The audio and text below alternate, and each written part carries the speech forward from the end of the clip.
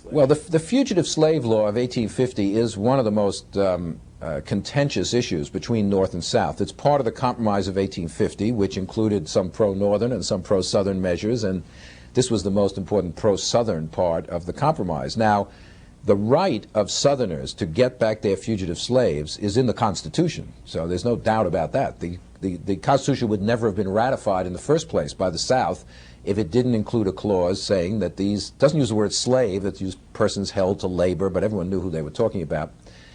They have a right to get them back. This is very important because it makes the whole country responsible for policing the slave system of the South.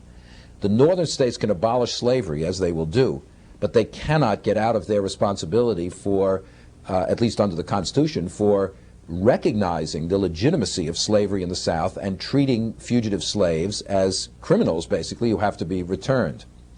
Now, but a lot of northern states eventually decide they don't want to do that, and in the 1840s they passed what are called these personal liberty laws, which recognize fugitive slaves as people who, for example, are entitled to a trial by jury or things like that. And that's why you get this Fugitive Slave Law of 1850, which makes it a responsibility of the federal government to go into northern communities and seize these fugitives.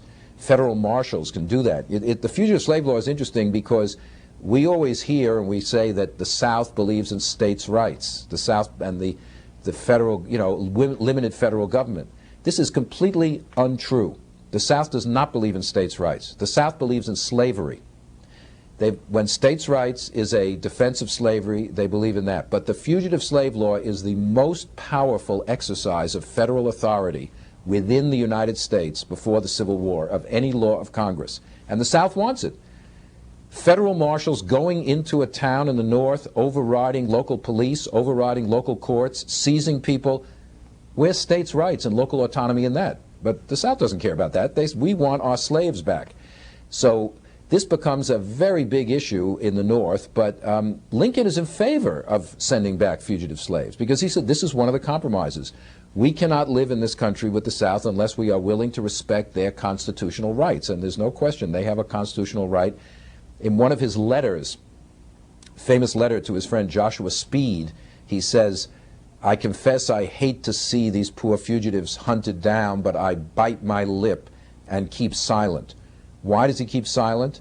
Because he wants to maintain the Union. He wants to maintain the union of North and South, and he knows without the sending back of fugitive slaves, the South will not be a permanent part of the Union.